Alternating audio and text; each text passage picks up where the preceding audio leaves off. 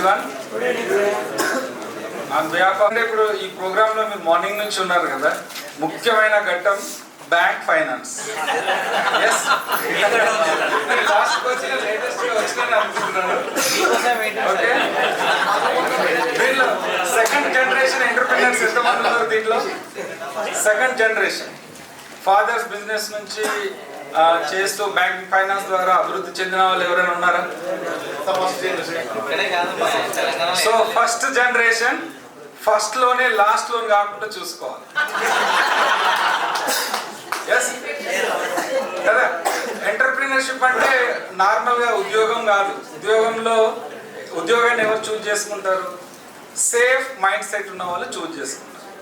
Entrepreneurship ఎవరు చూస్తారు?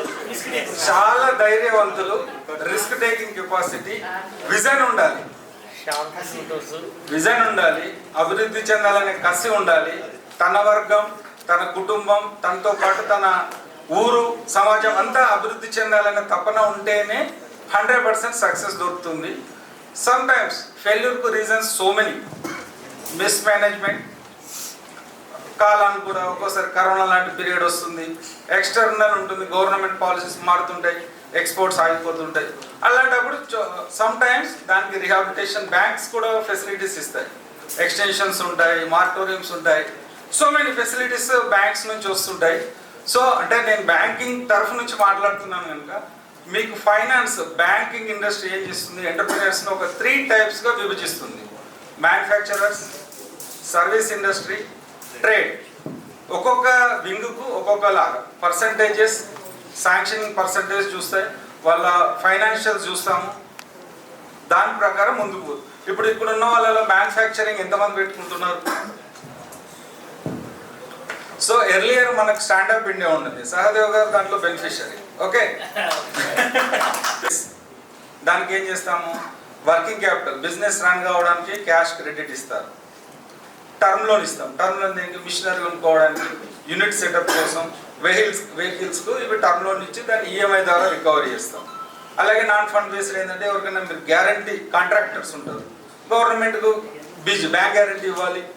Suppliers, foreign నుంచి మీరు ఇంపోర్ట్ చేసుకోవాలి, మెటీరియల్ ఇంపోర్ట్ చేసుకోవాలంటే డైరెక్ట్ వాళ్ళ క్యాష్ పంపిస్తే వాళ్ళు మెటీరియల్ పంపకపోతే, ఆర్ మీరు డబ్బు పంపినాక మనకు ఐటమ్ రాలేదు, వాళ్ళ ఐటమ్ పంపినాక మీరు డబ్బు పంపకపోతే, ఈ కమ్యూనికేషన్ గ్యాప్, ట్రేడ్ గ్యాప్ ఉండదని చెప్పి లెటర్ ఆఫ్ క్రెడిట్ ఒక ఫెసిలిటీ ఉంటుంది, అది బ్యాంక్ కస్టమర్స్కు ఇస్తుంది. సో ఈ గ్యాప్ వల్ల మనం ఇంపోర్ట్ చేసుకోవడానికి లెటర్ ఆఫ్ క్రెడిట్ ఉపయోగపడుతుంది. So fund based, non fund based 2 types of finance bank చేస్తుంది. సో దీంట్లో భాగంగా ఇప్పుడు మనకు ఫండ్ బేస్లో వర్కింగ్ క్యాపిటల్ ఇచ్చినప్పుడు ఏం చేస్తాము?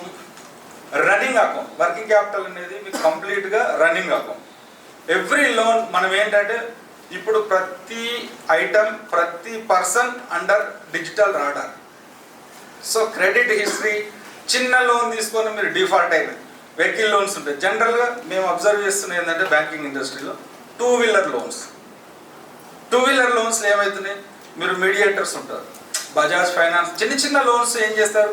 మధ్యవర్తి ద్వారా ఈఎంఐ ఆయనకి ఇచ్చేస్తారు, ఆయన కట్టిన అనుకుంటారు. లాస్ట్ 2 ఈఎంఐస్ ఫినిష్, మీ క్రెడిట్ సెటిల్డ్ అయిపోతుంది. మీకు ఫర్దర్ ఫైనాన్స్ ఇప్పుడు డిజిటల్ రాడార్లో ఉన్నాం కనుక ఎవ్రీథింగ్ మనము ఇప్పుడు అందరికీ ఫోన్పేలో సివిల్ స్కోర్ కనిపిస్తుంది. సో బీ అవేర్, అది అవేర్ ఉండి మీరు కావాల్సిన విధంగా ఎవ్రీ బ్యాంక్, అంటే నేను ఒక ఎస్బీఐ తరఫు నుంచే కాదు, it is a banking industry నుంచి మాట్లాడుతున్నాను.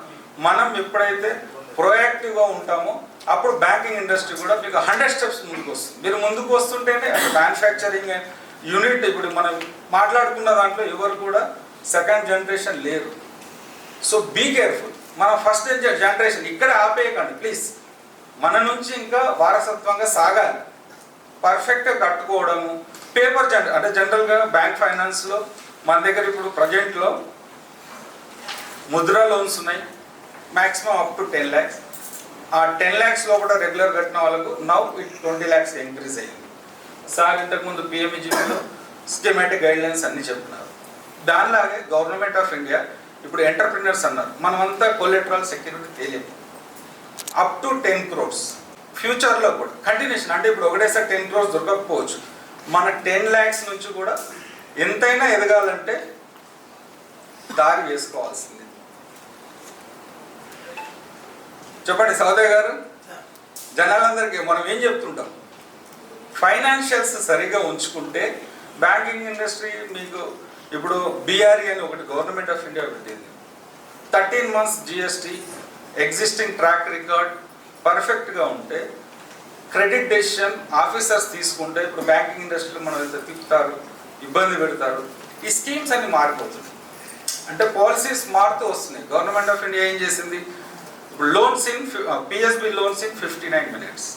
దీంట్లో ఏముంటుంది, మీ past record 13 months GST, IT returns, మీ క్రెడిట్ హిస్టరీ అంతా సెర్చ్ చేసి మీకు బిజినెస్ లోన్ గో అనే ఆప్షన్ వస్తుంది.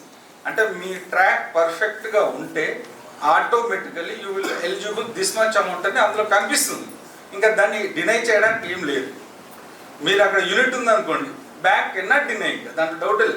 Collateral security government of India up to 10 crores ఇచ్చింది, ప్రొవైడెడ్ మనం ఫీ కట్టాలి.